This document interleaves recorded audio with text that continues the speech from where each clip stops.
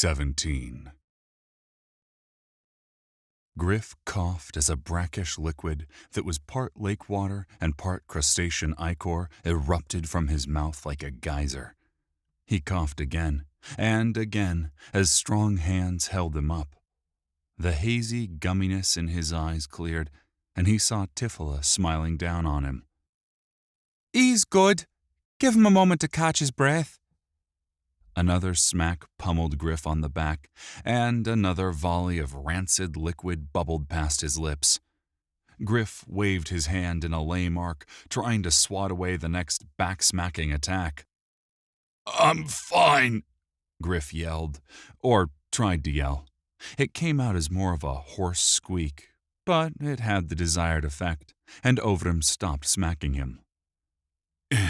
"Is everyone okay?" Gryph demanded, as Ovrim helped him lean against the side of the boat. He noted the boat had a few cracks and was missing a couple of planks, but was otherwise in good shape. These elves build to last, Gryph thought, as he bounced gently as the boat continued its journey across the deep water. "I feel like crap," Gryph said. "Crap is not something one wants to feel like," Ovrim said. No, it is not," Gryph said wryly. "Then maybe this will help to ease the feeling of crap," Ovrim said, and handed Gryph his spear. Gryph's eyes went wide. "Your rope brought us to the boat. It has quite the mind of its own." Gryph vowed to investigate his oddly intelligent length of twine the first break he got. Whenever the hell that happens. He thanked the Zaidai. "Too bad it didn't drag the denizen of the deep's corpse up," Wick said, a slight pout on his face. "Why in the hell would we want that stinking pile of fish guts up here with us?" Gryph asked. "Loot, man. That thing was a legendary beast. Do you have any idea what kind of sweet stuff we could have plundered from its corpse, eh? You're in the realms now, baby. You need to learn to love lootin'."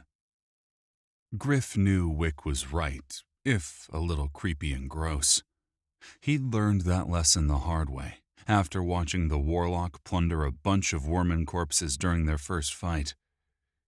"If we live through this, we'll backtrack and loot to your heart's desire." "Deal," Wick said with a grin. "Maybe we'll find something that can fix your hair." Gryph scowled, and then looked at the rest of his friends. The entire adventure party was soaked, bloody, and matted like a pack of homeless dogs, but they were alive. Then he realized the boatman, whose name he hadn't even known, was not on the boat. "His name was Ragus," Mirthandir said, as if reading Gryph's mind. "We did not find his body." A somber quiet hung over the group, interrupted only by the wind and the sound of their boat skipping across the water. "Guess he was right about Denny," Wick said in a sad and wry voice. Silence hung over the boat as Mirthandir glanced at the gnome. But then an uncontrolled smirk crossed his lips, and a chortle of laughter burst from his mouth. A few more snickers came from his other companions, but then Tifila unleashed a full-on belly laugh, and the entire group lost control and embraced the cathartic release. Tears and laughter rumbled across the lake, and a part of Gryph's mind hoped the dwellers could hear them, and fear would bite into their souls at the sound. A few moments later, the laughter ended, and Wick held up a leather-bound flask. "Taragus," he said, and took a swig. The flask made the rounds, with each member of the fellowship taking a swig and toasting the dead boatman. The amber liquid reminded Gryph of bourbon, if sweeter, and his mind flashed to a sunset drink on the porch of the house at Bow Lake. A drink shared by 3 people who barely talked as they toasted mother and wife who'd left them before her time. "We owe it to Mom to not drift apart," Bryn had said that day, and Gryph, then still Finn, had nodded. The Colonel, ever incapable of sugarcoating anything, even when his children needed it the most, told them they were fools. Too much pain, anger, and betrayal had happened to keep them together, especially now that their linchpin was gone. Bryn, Gryph thought, as guilt bit into him.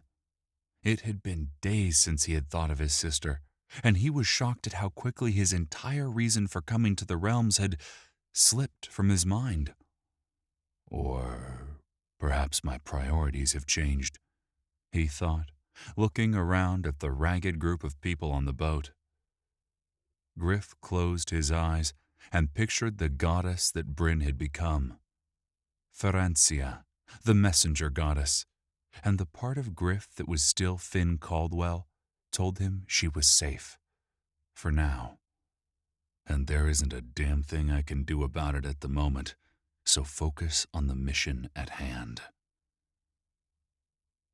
Gryph turned to Mirthandir, who looked as much drowned rat as Prince Regent. The tall elf noticed his gaze, and the man's pale blue eyes seemed to dig into Gryph. It was odd. Gryph had never been the trusting sort, but when he gazed upon the Prince Regent, he saw a man of conviction, a man who truly believed the path he was on was the right one, the noble one.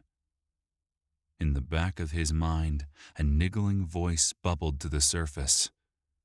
The Colonel also thought he was on the right path, the noble path, a path that led him to leaving you for dead in a rat-infested alley.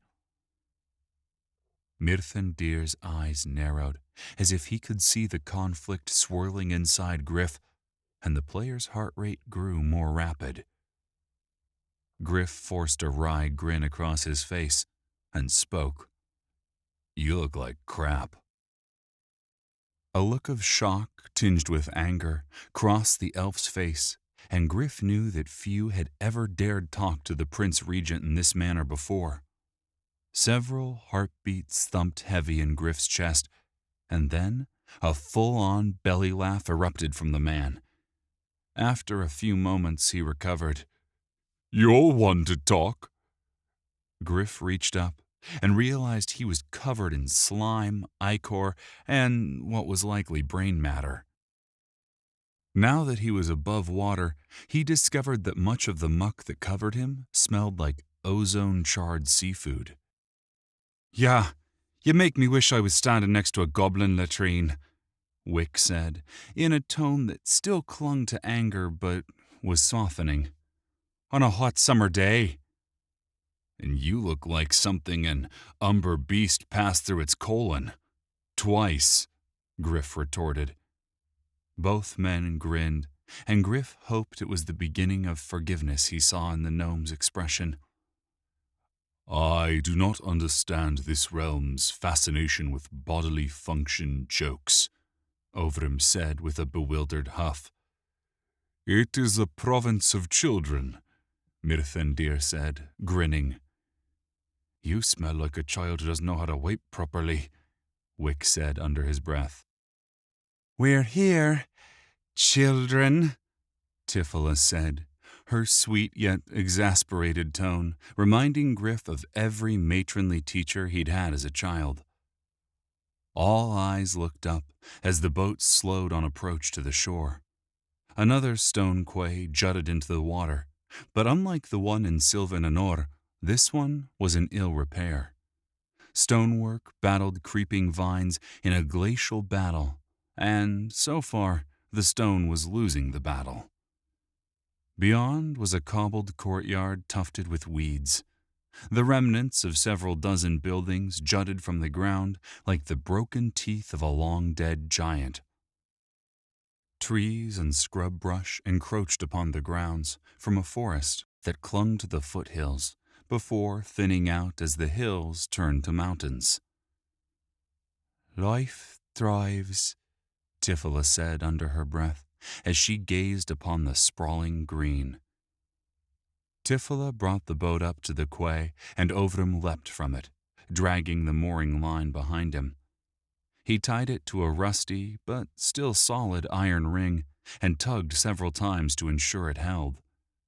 Then he helped the rest of the group from the boat. Gryph nodded his thanks to the Zaidai, and then turned his attention towards the face of the mountain. It rose several thousand feet above them, a jagged peak crested by snow and veiled by wispy clouds. It would have reminded Gryph of the Italian Alps, if not for the two massive statues carved from the face of the mountain. They were powerfully built bearded men that Gryph knew were the ancient Thalmir. The armored figures stood proudly and soared at least 200 feet into the air. The one on the right held a massive hammer, while the one on the left hefted a brutally double-edged axe. Both were adorned in overlapping plates of armor. Flecks of silver, gold, and platinum still clung to parts of the mighty warriors, suggesting that, in their prime, they'd been sheathed in the precious metals. This had been a rich and mighty city, and a deep sadness overcame Gryph at its current state. Nothing is permanent. Change is inevitable. Gryph scowled to himself as the phantom voice of his father recited one of his oft-repeated mantras. As he got closer, Gryph saw that the statues also doubled as watchtowers. Hidden in the nooks and folds of the statues were battlements, balconies, and slits that once provided mighty dwarf warriors the ability to defend their city. Now the worn defenses were home to bird and beast. Between the two massive stone warriors, an artificial tunnel pushed into the face of the mountain. The wide thoroughfare cut at least 500 feet into the rock. A glance up showed Gryph more defensive bulwarks. Assaulting this place would be a suicide mission, Gryph thought. Ahead of them, a pair of stone doors lay open. Like the statues and the mountain itself, the doors were of a massive scale, reaching nearly to the waists of their guardian sentinels. The Thalmir had cut them from the living rock of the mountain, and wind and time had worn their once intricate carvings. The group did not speak as they approached the entrance, as if all of them understood the solemnity of this occasion. Gryph used his racial ability, night vision, to peer inside the massive edifice and saw that the huge tunnel continued deep into the mountain. A rustling noise in the scrub brush to Gryph's left drew his attention, and he held up a hand, stopping the others. His heart pounded in his chest as he sought the source of the noise. Silence reigned, and Gryph realized that even the bird sounds so common in the valley had ceased. He was almost ready to move forward again when the rustling returned, louder this time, and the leaves of a nearby bush shook. Everyone took aim. Ovrum had his bow. Wick and Tifila held raised hands. Mirthandir held his staff at the ready, a low thrum of mana pulsing at its tip. Gryph began the motions to cast Flying Stalactite. The rustling grew louder, and then a small red head popped between the leaves, and a pair of large yellow eyes peered at them. A wide grin split the creature's face, revealing far more teeth than it could possibly need.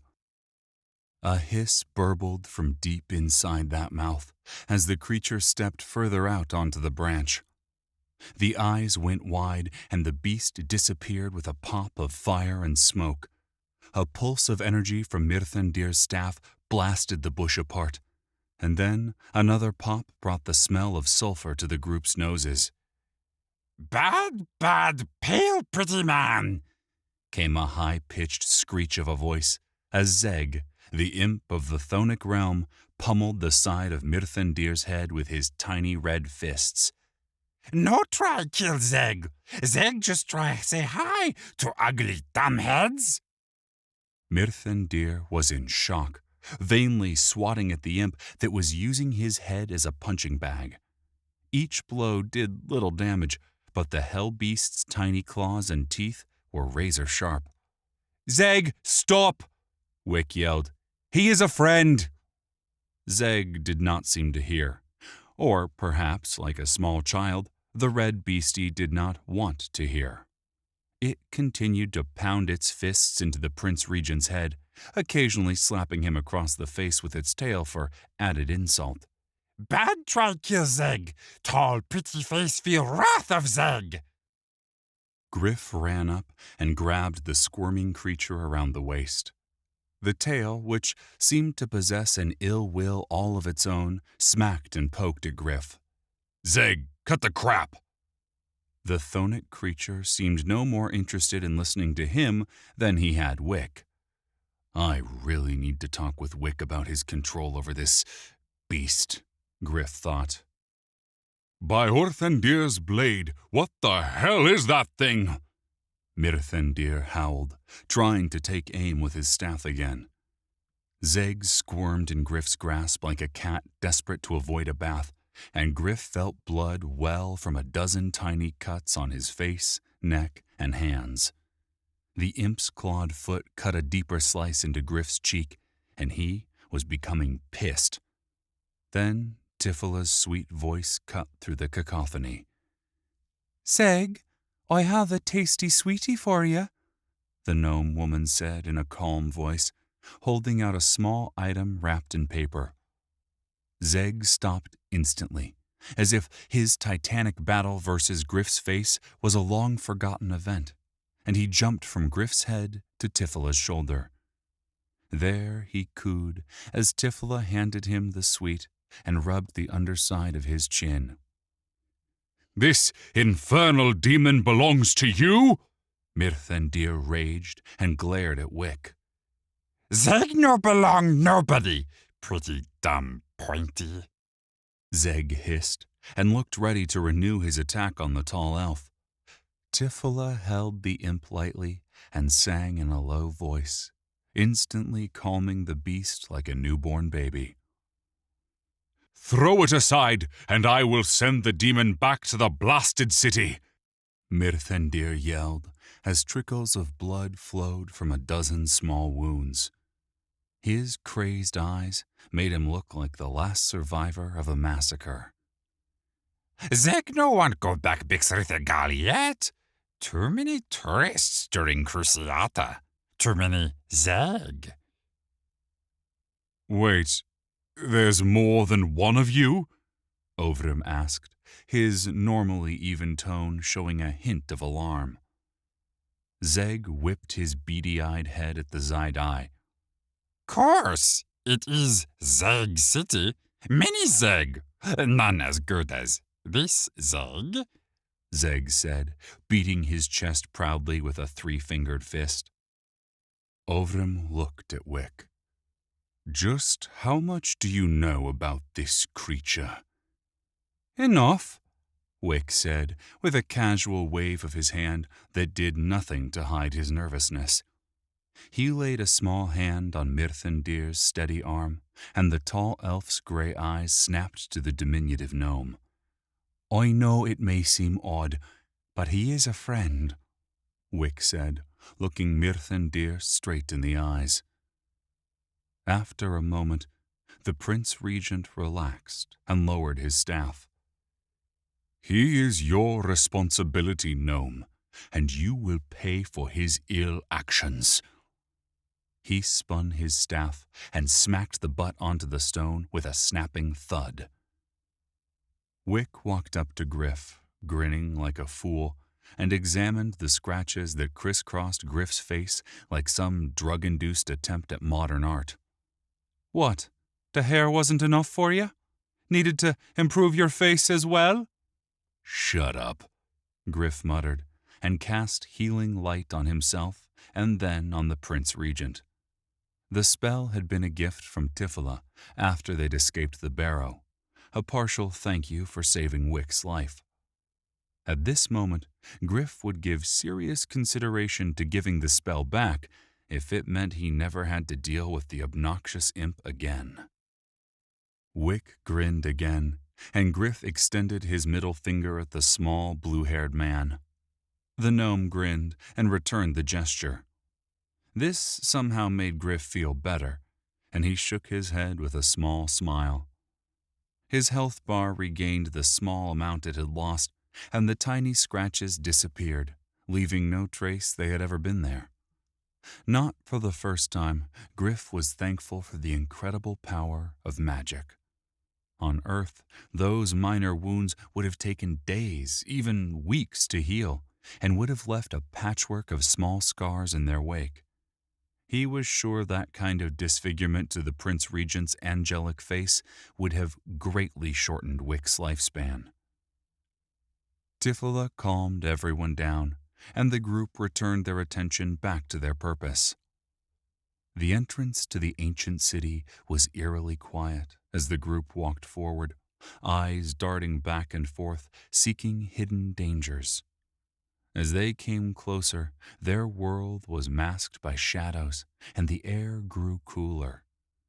Gryph saw Wick shiver and knew it was not due to the drop in temperature.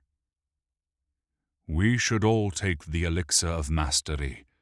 I suspect we will soon earn ample experience," Mirthandir said, taking the thin vial of thick silvery liquid from his pouch. "Agreed," Gryph said, and placed his hand into his satchel and called the potion to him. "Remember to focus on the skill you want to be improved as you drink," the elf lord said, paused for a moment, and then downed his potion. The others did the same. Gryph held the vial up to the light, and the multi-hued motes of light flickered and flowed inside the silvery mass.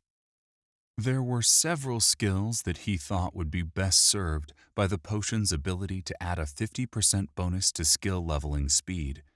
He considered air magic, staves, spears, and analyze. But he'd taken quite a beating since entering the realms, and decided that his light armor skill was the one he wanted to level the quickest.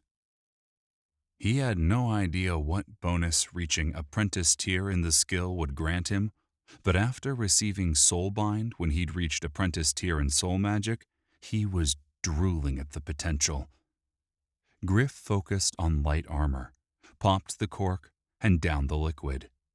It tasted, oddly enough, like a cinnamon roll, and as it hit his stomach, a surge of warmth and tendrils of possibility flowed through him.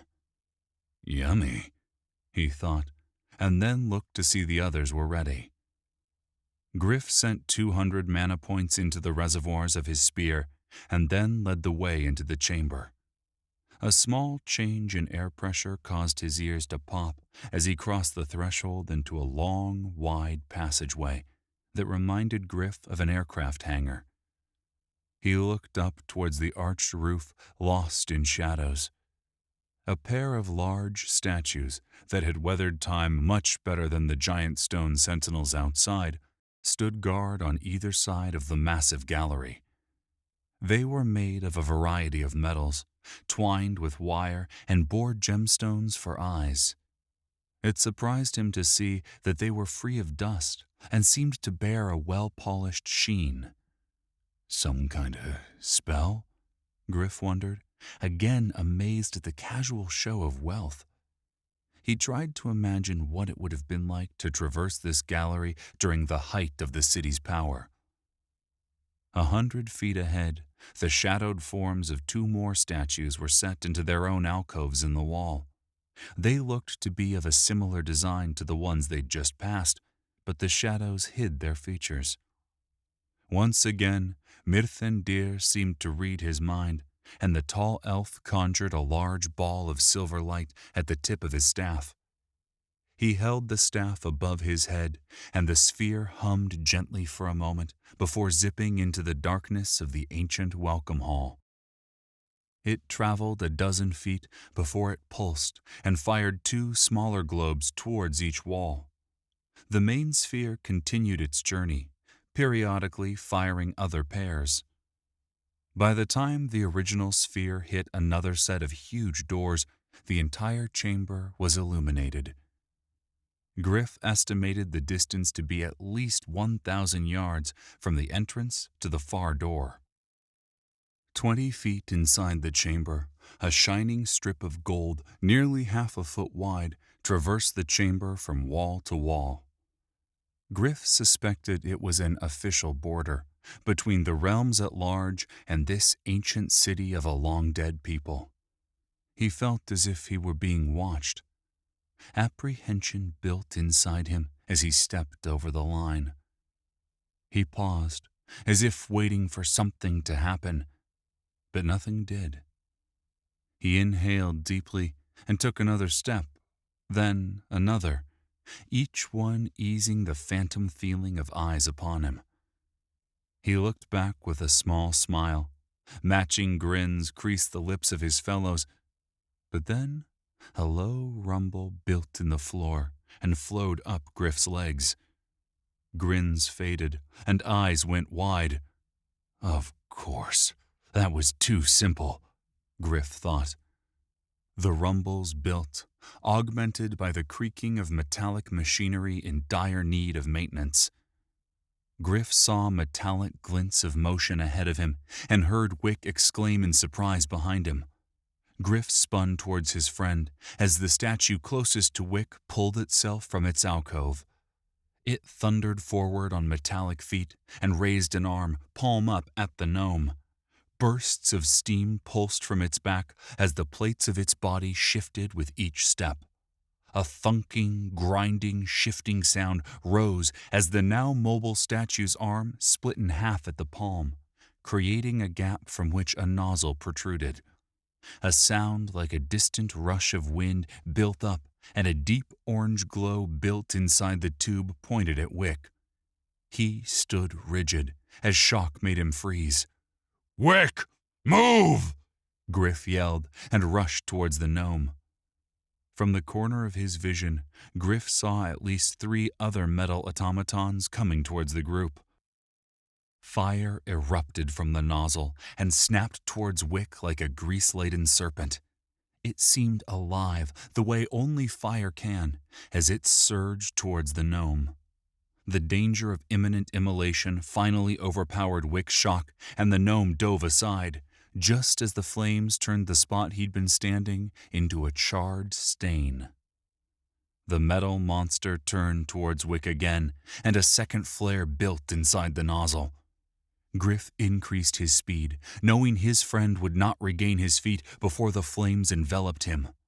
Fear bit into him as the glow reached terminal brightness, and Wick covered his head with both hands. Both men knew it was a pathetic defense.